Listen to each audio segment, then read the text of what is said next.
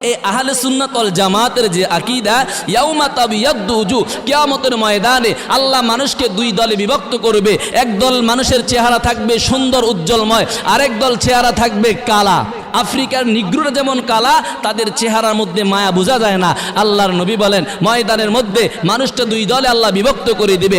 এক দলের চেহারা থাকবে ফর্সা, আরেক দলের চেহারা থাকবে অন্ধকার কালো। আর কালো কালো মানুষের দিকে যখন তাকাইবে তারা বুঝতে পারবে এরা জাহান্নামী দল। বলেন নাউজুবিল্লাহ।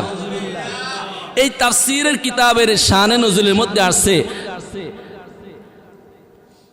হাফিজুল হাদিস ইমাম জালালউদ্দিন সুয়ুতী রাহিমাহুল্লাহ তিনি বলেন, হাফিজুল হাদিস কাদেরকে বলা হয়? যাদের হেফজ করেছেন, হাদিস মুখস্থ করেছেন, এদেরকে হাফিজুল হাদিস বলা হয়। যারা কোরআনকে হেফজ করেন, যারা কোরআনকে মুখস্থ করেন, এদেরকে কোরআনে হাফেজ বলা হয়। ঠিক কিনা বলেন? আজকে একদল মানুষ আছে যারা আহলে হাদিস নিজেকে দাবি করে, তার দিলের মধ্যে যদি গুল্লি মারা হয় 10টা হাদিস মুখস্থ বলতে পারবে না। আজ যারা হাফিজুল হাদিস ছিল, 1 লক্ষ হাদিস মতান্তরে মুখস্থ ছিল, তারা বলতেছেন আল্লাহর নবী এই শানে নজুল, এই আয়াত নাজিল করেছেন। আহলে সুন্নাত ওয়াল জামাত ইমাম জালালউদ্দিন সুয়ুতী রাহিমাহুল্লাহ তিনি বলেন আই উজুহু আহলে সুন্নাত ওয়াল জামাত ইয়াউমা তাবিয়াদ্দু উজুহ, এটাকে এই আয়াতের শানে নজুলকে ব্যাখ্যা করেছেন আই উজুহু আহলে সুন্নাত ওয়াল জামাত। বলেন সুবহানাল্লাহ। যাদের চেহারা হবে সুন্দর, যাদের চেহারা হবে উজ্জ্বলময়, এরা হলো আহলে সুন্নাত ওয়াল জামাত। যাদের মুখের মধ্যে দাড়ি থাকবে, লম্বা চুল থাকবে, যাদের লেবাস ঠিক থাকবে, যাদের চেহারা ঠিক থাকবে, যাদের ঈমান ঠিক থাকবে, যাদের আমল ঠিক থাকবে, তারা হবে আহলে সুন্নাত ওয়াল জামাত। বলেন সুবহানাল্লাহ। কিন্তু বাবারা আমার, এরপরের অংশের মধ্যে আল্লাহ জাহান্নামীদের বর্ণনা বলেন। কারা জাহান্নামী হবে? কাদের চেহারা অন্ধকার হয়ে যাবে? ইয়াউমা তাবিয়াদ্দু উজুহুন ওয়া তাসওয়াদ্দু উজুহ, যাদের চেহারা কালো বর্ণ হবে। নবীকে বলা হলো ইয়া রাসূলুল্লাহ, যাদের চেহারা কালো হবো এরা কারা? বলে হুমুল খাওয়ারিজ, এরা হলো খাওয়ারিজ, রা ইসলাম থেকে বের হয়ে গেছে, বাতিল ফারকা, এরা হবে জাহান্নামী। বলেন নাউজুবিল্লাহ। এজন্য আমি আপনি আহলে সুন্নাত ওয়াল জামাত একটা আকীদার নাম, একটা আকীদা পোষণের নাম। এই আকীদার ভিতরে যারা আসবে তারা রাসূলকে মহব্বত করবে, রাসূলের দুরূদ পড়বে, রাসূলের কথা শুনতে দেরি হবে, মহব্বত দিয়া মায়া দিয়া ভালোবাসতে দেরি আর করবে। আর যারা বাতিল ফেরকা থাকবে এরা খালি প্রশ্ন করবে। এরা বনি ইসরাইলের মতো মুসা আলাইহিস সালাম রে খালি জ্বালাইতো, এটা কেমনে, ওটা কেমনে, এটা কেমনে, ওটা কেমনে। আল্লাহ কাছে গরু কুরবানি দাও, তারা বলে গরু কেমন কালার হবে, লম্বা কেমন হবে, চুল কেমন হবে, শিং কয়টা থাকবে। খালি বনি ইসরাইলের আকীদা এমনটা ছিল, নবীর তারা খালি জ্বালাতন করতো। বলেন নাউজুবিল্লাহ। আর যারা ইমানদার থাকবে তাদের কাছে যখন মেসেজ যাবে, তাদের কাছে যখন বলা হবে, তারা বলতে দেরি করবে, শুনতে দেরি করবে, তারা মানতে দেরি করবে। কারণ আমরা হলাম উম্মতে মুহাম্মদী। আমরা কি উম্মতে মুহাম্মদের কত দাম আল্লাহর দরবারে জানেন?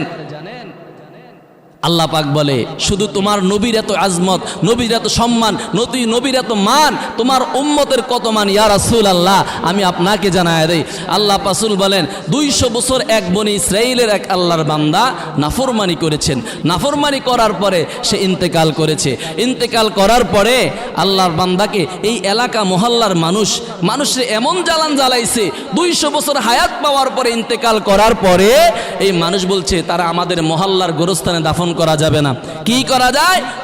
সমস্ত এলাকাবাসী এক জায়গায় সমবেত হয়েছে, তার জংলার মধ্যে ফেলে দাও। সে এত নাফরমানি করেছে, কোনো অপকর্ম তার দ্বারা হয় নাই, এমন কোনোটা বাদ নাই। তারা আমাদের গোরস্থানে, সে একটা জাহান্নামী, তারে জাহান্নামী ব্যক্তিকারে ওই জংলার মধ্যে ফেলে দাও। বলেন নাউজুবিল্লাহ।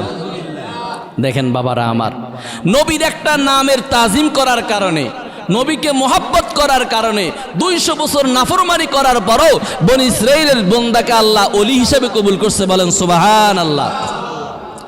আল্লাহর বান্দা ইন্তেকাল করার পর ওই মহল্লাবাসী জংলার মধ্যে যখন ফেলে দেয়, ফেলে দেওয়ার পরে কিছুক্ষণ পর আল্লাহ আমাদের চেহারার কথা কোরআনে নাই, তবে নবীর চেহারার কথা কোরআনে আল্লাহ বলে দিয়েছেন। বলেন অদ্দুহা। বলেন সুবহানাল্লাহ। আমার নবীর চেহারা কোরআন বলে অদ্দুহা। কোরআনকে জিজ্ঞাসা করা হলো, এ কোরআন আমার নবীর চুল মুবারক কেমন ছিল? কোরআন বলে ওয়াল লাইলি ইযা সাজা।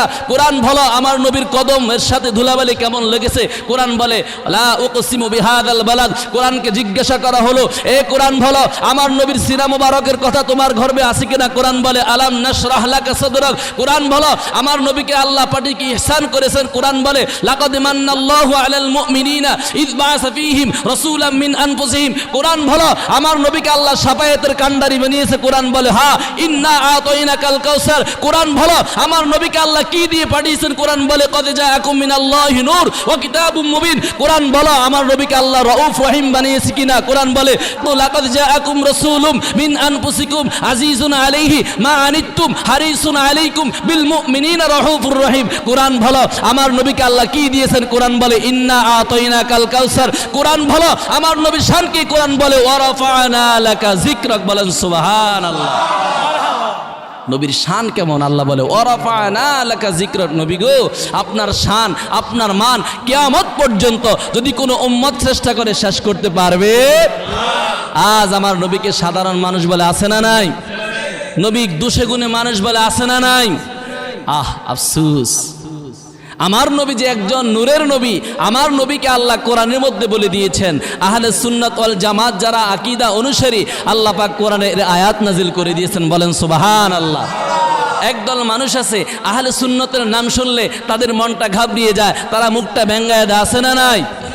আহলে সুন্নাত তারা মনে করে কি এটা মানুষের বানানো একটা দল। বলেন নাউজুবিল্লাহ। আমাদের দেশের মধ্যে আওয়ামী লীগের প্রতিষ্ঠা আছে না? প্রতিষ্ঠা যিনি করেছেন আছে না নাই? বিএনপির প্রতিষ্ঠা যিনি করেছেন আছে না নাই? নাঙ্গল প্রতিষ্ঠা করেছে আছে না নাই? আল্লাহ নবী কোরআনে বলে দিয়েছেন যে আমি আল্লাহ কোরআনের মধ্যে আহলে সুন্নাত ওয়াল জামাতের সূরা আল ইমরানের 106 নম্বর আয়াতের মধ্যে আল্লাহ বলেন আহলে সুন্নাত ওয়াল জামাত আমি আল্লাহ দিয়েছি, আমার হাবিব প্রতিষ্ঠা করেছে। বলেন সুবহানাল্লাহ। এটা তো মুখ দিয়ে বললে হবে না। আমার আজকের বিষয় হলো আহলে সুন্নাত ওয়াল জামাতের আকীদা বিষয় কোরআন এবং হাদিসের আলোকে। আল্লাহ পাক রব্বুল আলামিন সূরা আল ইমরানের 106 নম্বর আয়াতের মধ্যে আল্লাহ জানিয়ে দিলেন ইয়াউমা তাবিয়াদ্দু উজুহু ওয়া তাসওয়াদ্দু উজুহ। আল্লাহ পাক রব্বুল আলামিন ইয়াউমা বলতে সেই দিনকে বলা হয় ইয়াউমাল কিয়ামা, ময়দানে মাহশরে, যেই দিন আপন বলতে কেহ নাই, আপন বলতে সন্তান থাকবে না, বিবি থাকবে না, ভাই বন্ধু কেহ থাকবে না। আল্লাহর নবী বলেন, আল্লাহ কোরআনে বলেন ইয়াউমা, ওই দিনকে স্মরণ করো, ইয়াউমাল কিয়ামা, কিয়ামতের দিন, ইয়াউমা তাসওয়াদ্দু উজুহ, যেই দিন মানুষের চেহারা একদল মানুষের চেহারা হয়ে যাবে, ইয়াউমা তাবিয়াদ্দু উজুহ, যাদের চেহারা হয়ে যাবে দুধের মতো সাদা। বলেন সুবহানাল্লাহ। একদল মানুষের চেহারা হয়ে যাবে দুধের মতো সাদা। যেমন একটা অন্ধকার ঘরের মধ্যে একটা লাইট জ্বালিয়ে দিলে অন্ধকার কর্ঠা হয়ে যায় আলোকিত। হাসরের ময়দানে আমরা যখন উন্মোচিত হব, আল্লাহ যখন সিংহায় ফুৎকার দিতে বলবে ইসরাফিল আলাইহিস সালামকে, কিয়ামত কায়েম হয়ে যাবে। আল্লাহ বলবে হাসরের ময়দানটা এরকম উজ্জ্বলময় থাকবে না, অন্ধকার আর অন্ধকার। ওই দিনের মধ্যে আল্লাহর নবী বলেন, আল্লাহ পাক কোরআনে বর্ণনা দিয়েছেন ইয়াউমা তাসওয়াদ্দু উজুহ, হাসরের ময়দানে এক শ্রেণীর মানুষ থাকবে তাদের চেহারা লাইটের মতো দুধের মতো সাদা দেখা যাবে। বলেন সুবহানাল্লাহ। তাফসীর দুররে মানসুর ইমাম জালালউদ্দিন সুয়ুতী রাহিমাহুল্লাহ তিনি বলেন আল্লাহ পাক এই আয়াতের শানে নজুল আব্দুল্লাহ ইবনে আব্বাস রাদিয়াল্লাহু তাআলা আনহু বলে এই আয়াত কাদের শানে নাজিল হয়েছে। ইয়াউমা তাবিয়াদ্দু উজুহ, যাদের চেহারা হয়ে যাবে দুধের মতো সাদা, যাদের চেহারা হয়ে যাবে উজ্জ্বলময়, যাদের চেহারা হয়ে যাবে আলোকময়, এরা কারা? এই তাফসীরে দুররে মানসুরি কিতাবের মধ্যে আসছে আব্দুল্লাহ ইবনে আব্বাস বলেন এই আয়াতখানা নাজিল হয়েছে লিল মুসলিমিন, যারা মুসলমান এদের শানে আল্লাহ নাজিল করে দিয়েছেন। বলেন সুবহানাল্লাহ। তাহলে এই আহলে সুন্নাত ওয়াল জামাতের যে আকীদা ইয়াউমা তাবিয়াদ্দু উজুহ, কিয়ামতের ময়দানে আল্লাহ মানুষকে দুই দলে বিভক্ত করবে। একদল মানুষের চেহারা থাকবে সুন্দর উজ্জ্বলময়, আরেক দল চেহারা থাকবে কালা। আফ্রিকার নিগ্রোরা যেমন কালা, তাদের চেহারার মধ্যে মায়া বোঝা যায় না। আল্লাহর নবী বলেন ময়দানের মধ্যে মানুষটা দুই দলে আল্লাহ বিভক্ত করে দিবে। এক দলের চেহারা থাকবে ফর্সা, আরেক দলের চেহারা থাকবে অন্ধকার কালো। আর কালো কালো মানুষের দিকে যখন তাকাইবে তারা বুঝতে পারবে এরা জাহান্নামী দল। বলেন নাউজুবিল্লাহ। এই তাফসীরের কিতাবের শানে নজুলের মধ্যে আসছে হাফিজুল হাদিস ইমাম জালালউদ্দিন সুয়ুতী রাহিমাহুল্লাহ তিনি বলেন হাফিজুল হাদিস কাদেরকে বলা হয়? যাদের হেফজ করেছেন, হাদিস মুখস্থ করেছেন, এদেরকে হাফিজুল হাদিস বলা হয়। যারা কোরআনকে হেফজ করেন, যারা কোরআনকে মুখস্থ করেন, এদেরকে কোরআনে হাফেজ বলা হয়। ঠিক কিনা বলেন? আজকে একদল মানুষ আছে যারা আহলে হাদিস নিজেকে দাবি করে, তার দিলের মধ্যে যদি গুল্লি মারা হয় 10টা হাদিস মুখস্থ বলতে পারবে না। আজ যারা হাফিজুল হাদিস ছিল, 1 লক্ষ হাদিস মতান্তরে মুখস্থ ছিল, তারা বলতেছেন আল্লাহর নবী এই শানে নজুল, এই আয়াত নাজিল করেছেন। আহলে সুন্নাত ওয়াল জামাত ইমাম জালালউদ্দিন সুয়ুতী রাহিমাহুল্লাহ তিনি বলেন আই উজুহু আহলে সুন্নাত ওয়াল জামাত ইয়াউমা তাবিয়াদ্দু উজুহ, এটাকে এই আয়াতের শানে নজুলকে ব্যাখ্যা করেছেন আই উজুহু আহলে সুন্নাত ওয়াল জামাত। বলেন সুবহানাল্লাহ। যাদের চেহারা হবে সুন্দর, যাদের চেহারা হবে উজ্জ্বলময়, এরা হলো আহলে সুন্নাত ওয়াল জামাত। যাদের মুখের মধ্যে দাড়ি থাকবে, লম্বা চুল থাকবে, যাদের লেবাস ঠিক থাকবে, যাদের চেহারা ঠিক থাকবে, যাদের ঈমান ঠিক থাকবে, যাদের আমল ঠিক থাকবে, তারা হবে আহলে সুন্নাত ওয়াল জামাত। বলেন সুবহানাল্লাহ।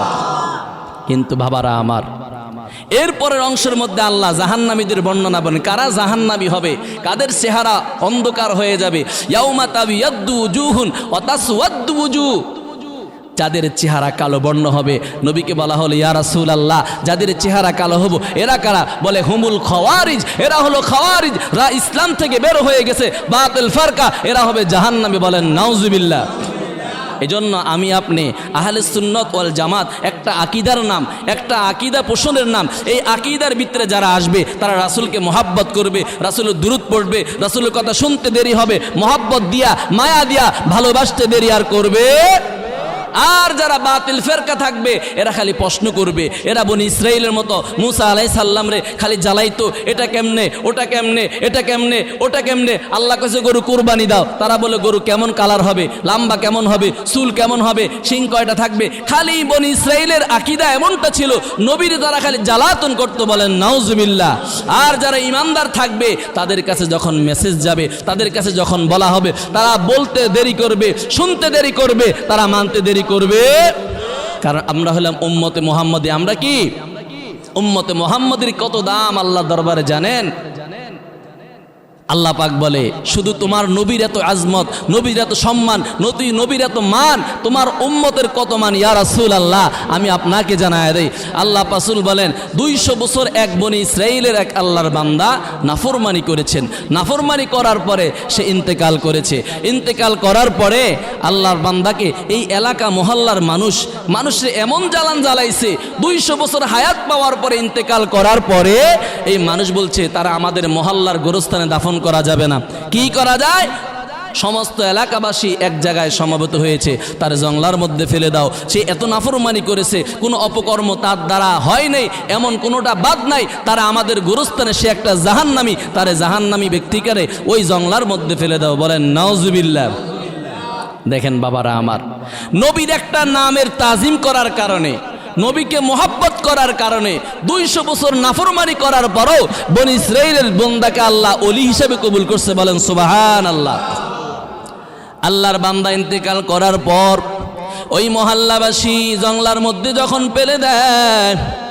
ফেলে দেওয়ার পরে কিছুক্ষণ পর আল্লাহ ওহী নাজিল করে দেয়, মূসা জংলার মধ্যে আমি আল্লাহর একজন বন্ধু, আমার ওলি আছে, দ্রুত চলে যাও ওই জংলার মাঝখানে, ওই বান্দারে আইনা দাফন দাও, তারপরে কাফন দাও, জানাজা করে সুষ্প লাগিয়ে আতর লাগিয়ে বান্দার গোরস্থানের মধ্যে কবর দিয়া দাও। আমার বন্ধু। এই সংবাদ পাওয়ার পরে মূসা আলাইহিস সালাম দৌড়ায়া জংলার মধ্যে চলে যায়। বলেন সুবহানাল্লাহ। মূসা আলাইহিস সালাম দেখতেছে যেই বান্দা 200 বছর নাফরমানি করেছে, আল্লাহ বলে সেই নাকি ওলি, আল্লাহর প্রিয় বান্দা। কিভাবে আল্লাহ আমি বুঝি না। আল্লাহ বলে আমি আদেশ করেছি আগে তারে দাফন দাও, কবর দাও, এরপরে তার হাকিকত তোমার আমি বলতেছি। মূসা আলাইহিস সালাম আল্লাহর বান্দার জংলার থেকে আইনা দাফন দিয়া গোরস্থানের মধ্যে মাটি দিয়ে দিলেন। দেওয়ার পরে বলে আল্লাহ এই বান্দা নাফরমানি করেছে, আপনার কিভাবে ওলি হয়েছে?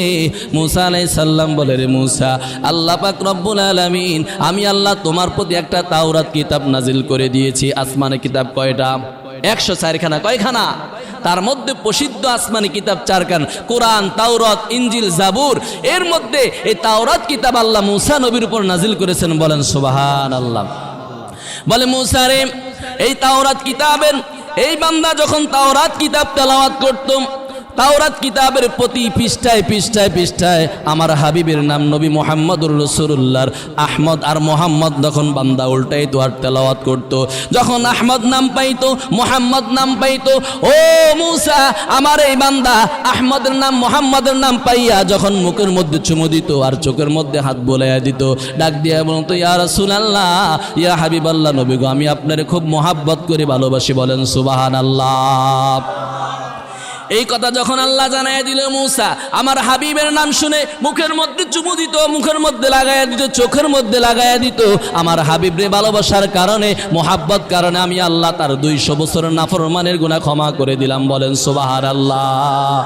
নবীর একটা নাম, নবীর মোহাব্বত তাওরাত কিতাব মূসা নবীর উপর আল্লাহ নাজিল করেছে। সেই মূসা নবীর কিতাবের মধ্যে আমার নবীর আহমদ আর মোহাম্মদ নাম শুনে যখন তাজিম করেছে, ভালোবাসছে, মোহাব্বত করার কারণে আল্লাহ বলে 200 বছরের গুনাহ আমি আল্লাহর কাছে কিচ্ছু না, বান্দা আমার হাবিবরে মোহাব্বত করার কারণে আমি 200 বছরের গুনাহ মাফ করে ওলি বানায় দিলাম, বলেন সুবহানাল্লাহ।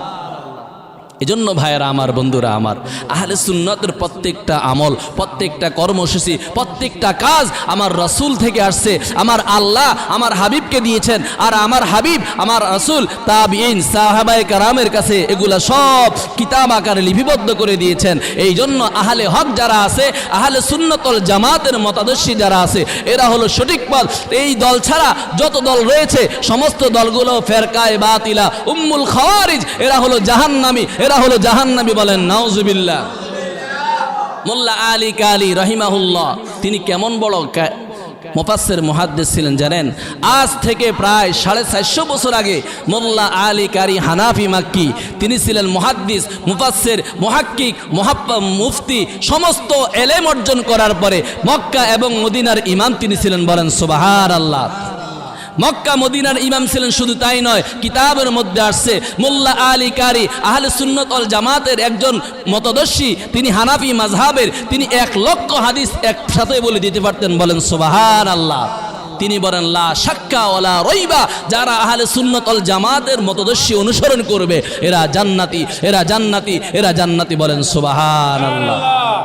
এজন্য বাবারা আমার, আমরা যারা আহলে সুন্নাত ওয়াল জামাত দাবি করি, আমাদের আমলে ত্রুটি আছে, আমাদের আকীদার ত্রুটি আছে, আমরা আমল কম করি। কারণ ঈমান ও আমলের কিয়ামতের ময়দানে হিসাব হবে। আপনার ঈমান মজবুত আছে কিনা? 1 নাম্বার, মান ক্বালা লা ইলাহা ইল্লাল্লাহ, যেই ব্যক্তি লা ইলাহা ইল্লাল্লাহ মুহাম্মাদুর রাসূলুল্লাহ বলল, সে জান্নাতে চলে যাবে, বলেন সুবহানাল্লাহ। এরপরে কর্মের হিসাব হবে।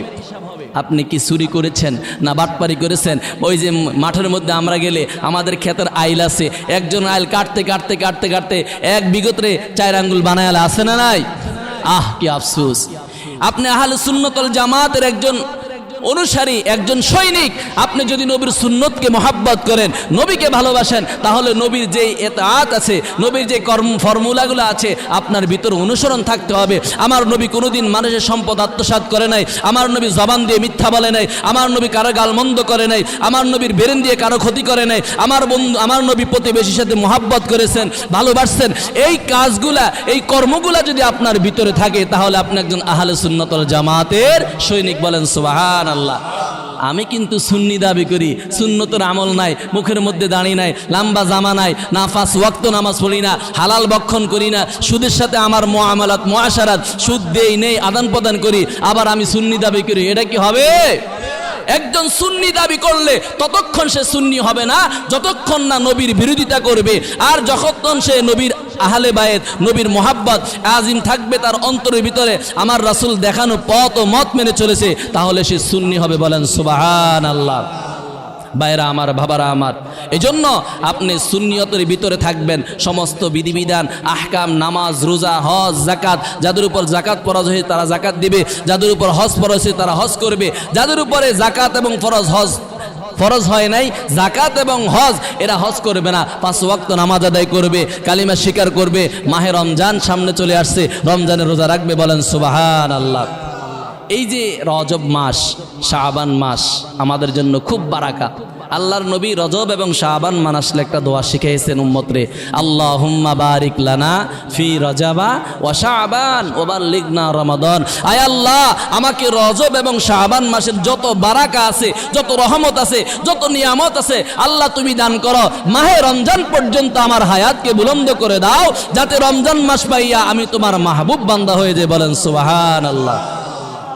হাদিস শরীফের মধ্যে আছে, আল্লাহর নবী বলেন, ইদা কানাত লাইলাতান নিসফু মিন শাবান, এই শাবান মাসের একটা বড় নিয়ামত মাস।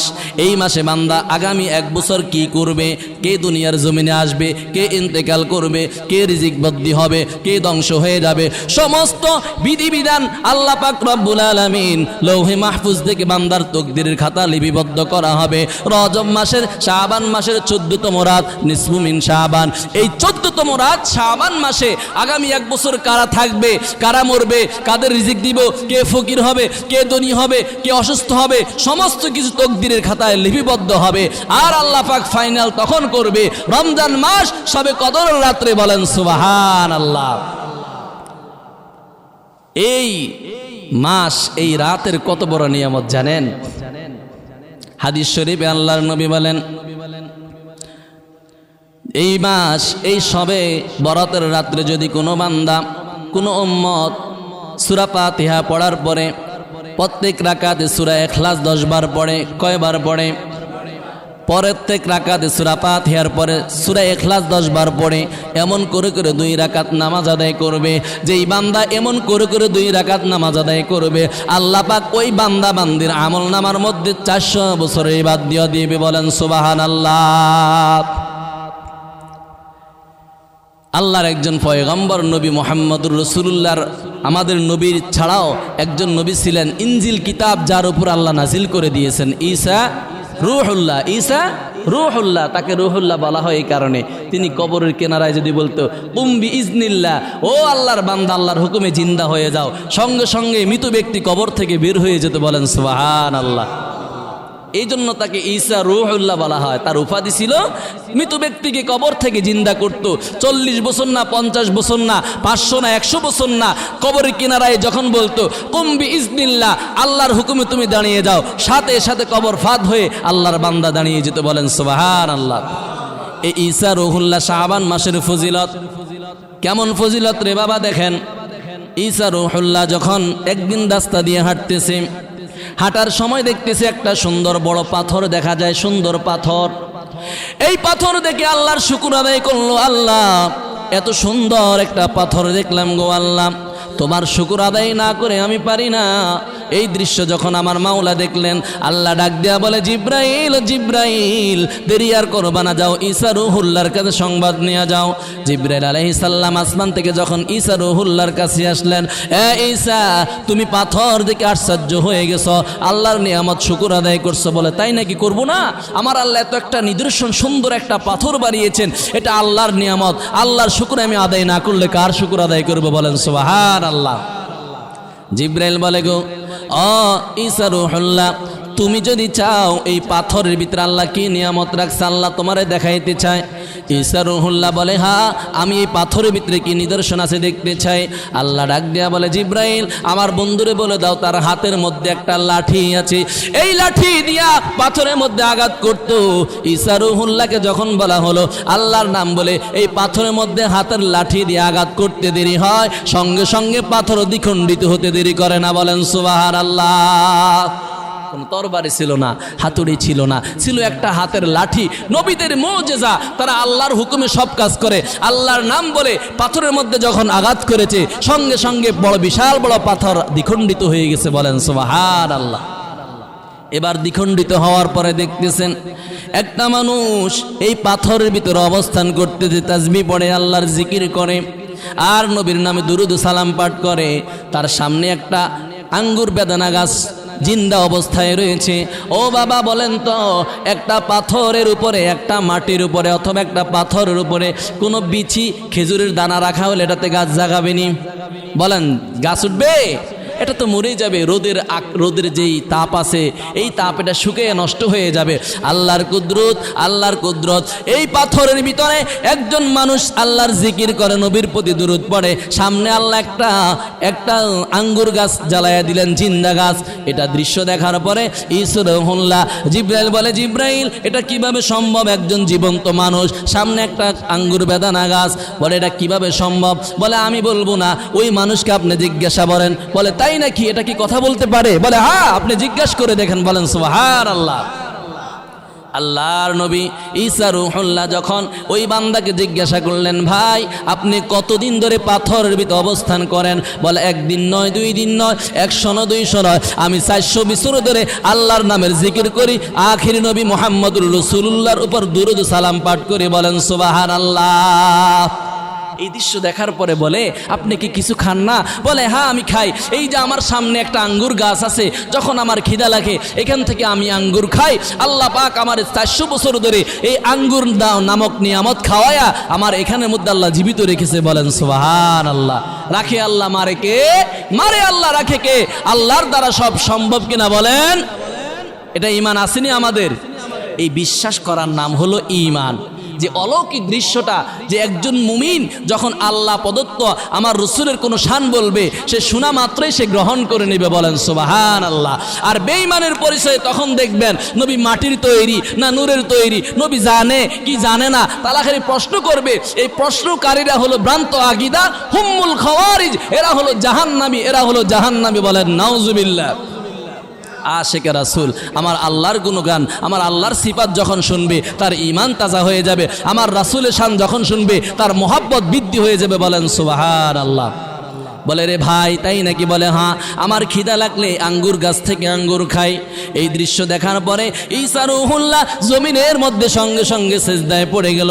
ও দয়ার মালিক, এই বান্দার চাইতে বড় আবেদার কেউ হতে পারে না। বলেন সুবহানাল্লাহ। ঈসা রূহুল্লাহ বলে, 400 বছর ধরে পাথরের ভিতরে আল্লাহর তাসবিহ পড়ে, আমার নবীর নামে দুরূদ সালাম পড়ে, এর চাইতে আবেদ বান্দা আল্লাহর ওলি আর কেউ হতে পারে? আল্লাহ বলেন, আরে না, এ জিব্রাইল তারে মেসেজ দিয়ে দাও, এর চাইতে বড় দামি উম্মত আমি আল্লাহ পাঠাইতেছি। বলেন সুবহানাল্লাহ। বলে এর চাইতে বড় দামি আমলওয়ালা আবেদ আসবে, এরা কারা? বলে সংবাদ জানায়া দাও, আখির নবী মুহাম্মদুর রাসূলুল্লাহর উম্মতরা। বলেন সুবহানাল্লাহ। আমার দয়াল নবী বলতেছে, ওই ঈসা রূহুল্লাহ বলতেছে, জিবরাইল আলাইহিস সালাম বলে দিছেন যে জানায়া দাও আখিরি নবী আমার হাবিবের উম্মতরা তার চাইতে বড় দামি হয়ে যাবে। তখন বলতেছে যে আমার কিতাবে আসছে তাদের হায়াতের জিন্দেগি 70, 60, 80, এরপরে তাদের ডেট পেল, তারা ইন্তেকাল করবে। তারা কিভাবে এত দামি হয়ে যাবে? কয় জিবরাইল তারা জানায়া দাও ঈসা রূহুল্লাহ রে, আমার উম্মতের মধ্যে শাবান মাসের 14তম রাত, এই রাত যদি কোনো বান্দা জেগে জেগে আল্লাহর তাসবিহ আদায় করে, 2 রাকাত নামাজের বিনিময়ে 400 বছরের ইবাদত দিয়ে দিব। বলেন সুবহানাল্লাহ। কিন্তু আল্লাহ তো আমাদের অফার দিয়েছেন, স্পেশাল কিছু রজনী আছে, যেমন শবে কদর, শবে বরাত, 2 ঈদের রাত, এগুলা ইবাদত কবুল হওয়ার রাত।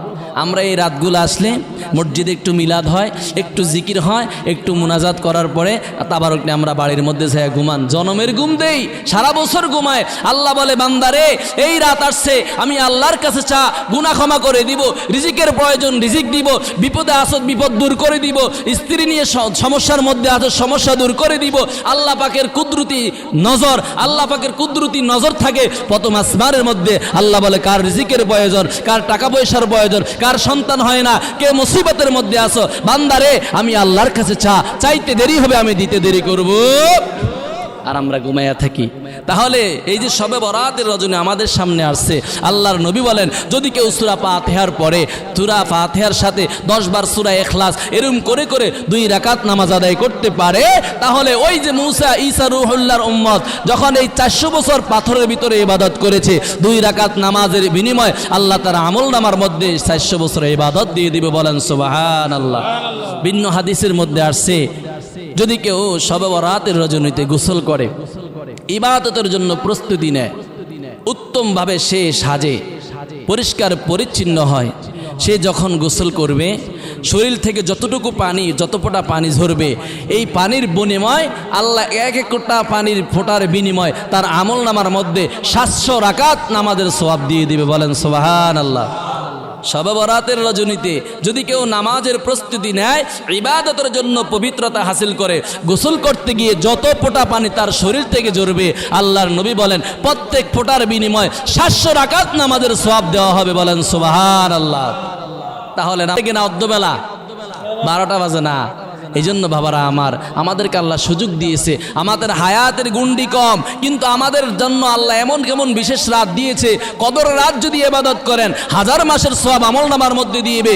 এরপরে শবে বরাতের রজনীতে আপনি আমল করলে 400 বছর তার চাইতে এরকম দিতেই থাকবে, কারণ আল্লাহর ভান্ডারে কোনো কিছুর কম, জোরে বলেন কম। তাহলে ইবাদত করবেন। ইবাদত তো 5 ওয়াক্ত নামাজও আমরা অনেকে পড়ি না। আফসোস, এই নামাজ নবী মেরাজ থেকে এনেছেন উম্মতের হাদিয়া। 1 রাকাত নামাজ পড়লে 10 রাকাত নামাজের সওয়াব। বলেন সুবহানাল্লাহ।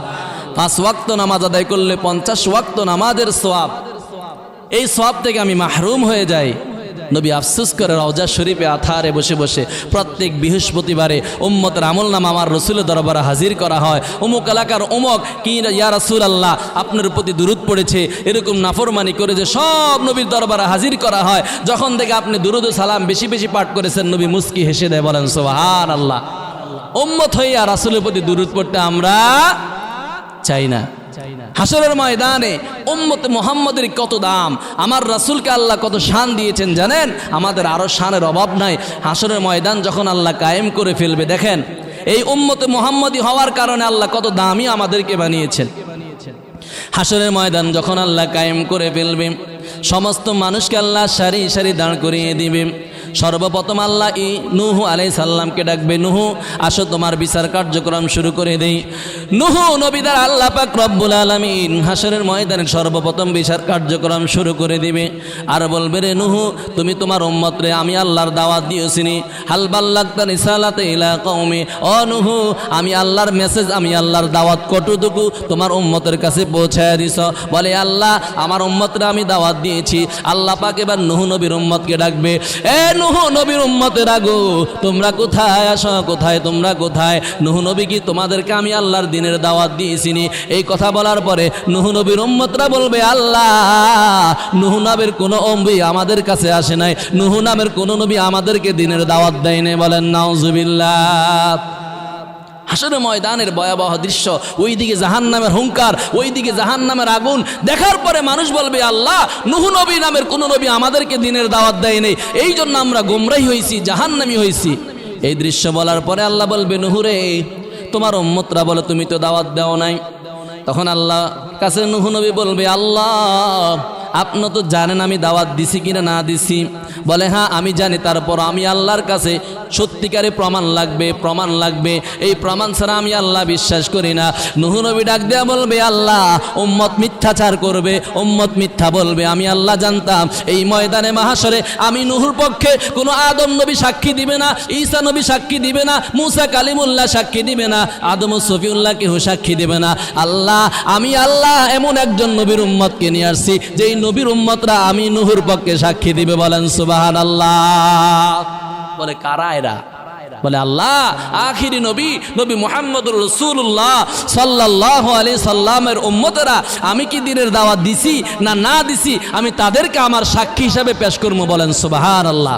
আল্লাহ তখন ডাকবে, যাও ও আখিরি নবীর উম্মতেরা, মুহাম্মদুর রাসূলুল্লাহ সাল্লাল্লাহু আলাইহি সাল্লামের উম্মতেরা, তোমরা একটু বলো তো আমার নূহ কি দ্বীনের দাওয়াত দিছিনি, ইসলামের দাওয়াত দিছিনি, কালিমার দাওয়াত দিয়েছি কিনা বলো। তখন আমরা বলবো, আল্লাহ তোমার কোরআন সত্য, তুমি সত্য। ও আল্লাহ তোমার কোরআন আয়াত তুমি নাজিল করে দিয়েছ, ফালা বিসাফিহিম আলফাসানাতিন ইল্লা 50 আমা। আল্লাহ গো, ও আল্লাহ তুমি সত্য, তোমার কোরআন সত্য।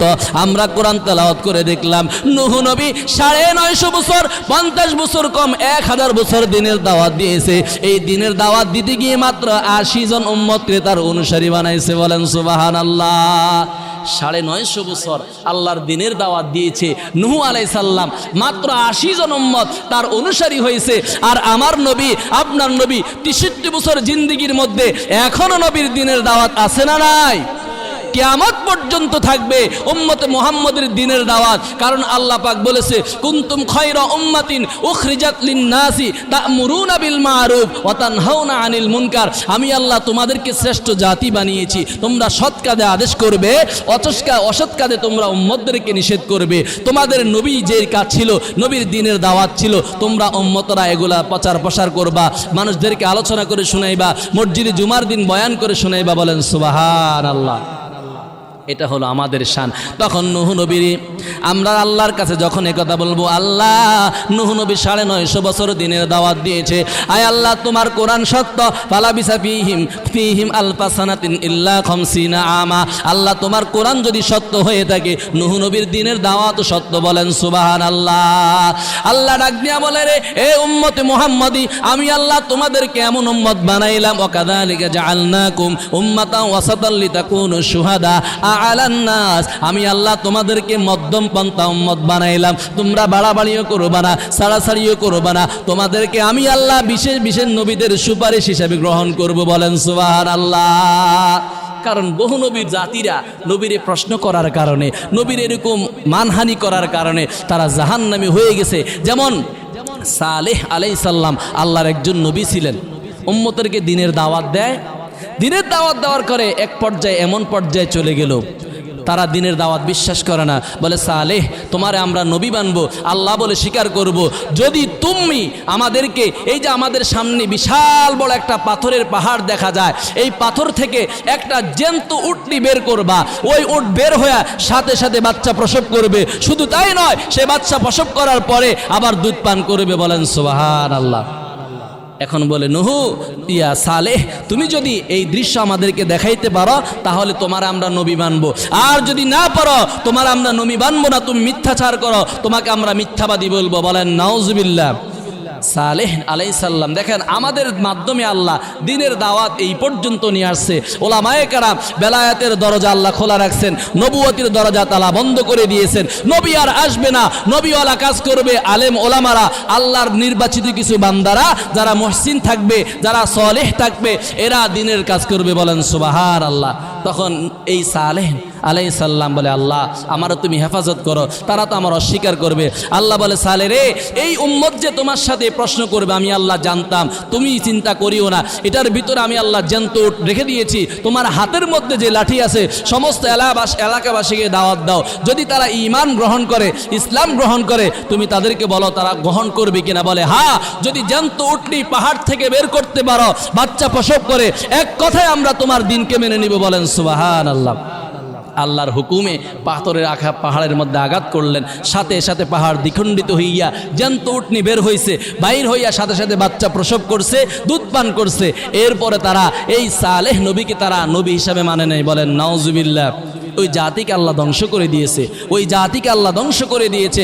আমার নবী যখন তায়েফের জমিনের মধ্যে চলে যায় দিনের দাওয়াত দেওয়ার জন্য, মক্কাবাসী নবীকে স্মরণ করে না, মক্কাবাসী নবীকে মহব্বত করে না। নবী ভাবলেন তায়েফের জমিনে চলে যায় দিনের দাওয়াত দেওয়ার জন্য।